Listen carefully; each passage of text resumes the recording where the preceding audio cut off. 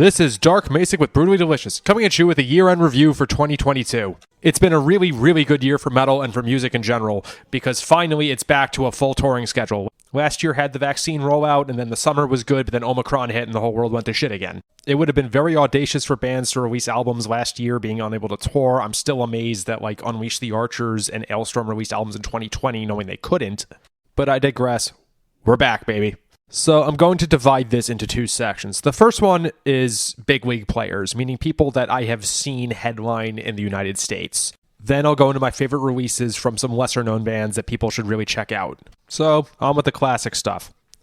Megadeth, The Sick, The Dying, and The Dead. I've been a huge Megadeth fan since I was a teenager. For perspective, the first Megadeth album I bought on its release day was United Abominations in 2007. This album was, I think, a great return to form. Dystopia was obviously a step in the right direction, though I didn't love it as much as most of the internet did. The Sick, The Dying, and The Dead feels less like a course correction and more like just a great output from a great band. Next up from the big players, we have Queensryche, Digital Noise Alliance. What can I say other than that these guys do not seem to slow down? In an extremely literal sense, no, this is not Queen of the Reich Part 2, but here's some really, really good progressive metal songwriting and some of the best vocals you will hear in modern metal. They absolutely killed it both times opening up for Judas Priest. So obviously a lot of people think that the Todd era of Queensryche is the band's twilight, but I'm seriously hoping they got at least another 10-15 years in them. Next up, Sabaton, The War to End All Wars. For those of you that don't know me too well, power metal is by far my favorite subgenre of metal, and Sabaton is doing more for this scene than anyone since Dragon Force, or should I just say Guitar Hero? I will challenge any of these listeners to find a better metal live act from a band in their prime right now. And last for the big league, this one might be a little controversial, but I'm going to say Battle Beast with Circus of Doom.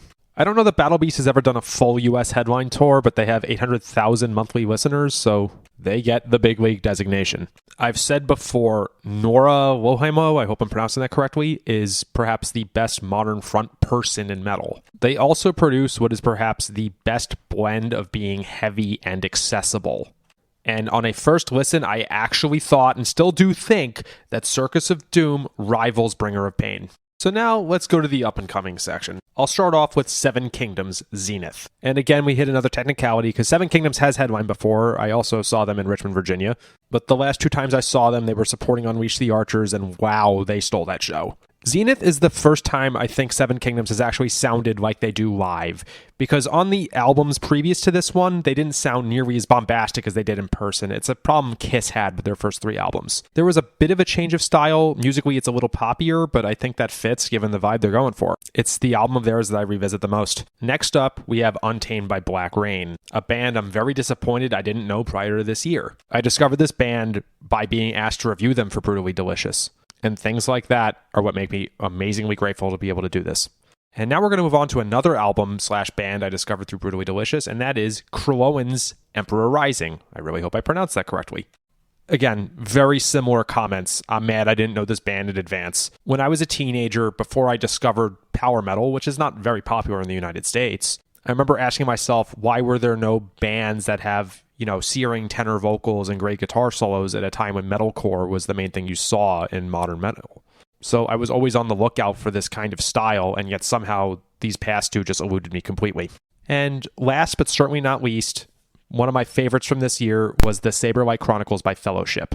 I remember when Fellowship posted to Reddit in, I think, August 2020 or so, and I was immediately a big fan. I thought it sounded a bit like Twilight Force, but less ridiculous. And the full-length album absolutely lived up to that and then perhaps even superseded it. So, metalheads, it's been a great year. I hope you've all rocked out as much as I did. I'll see you on the other side. I'm looking forward to doing another one of these in 12 months.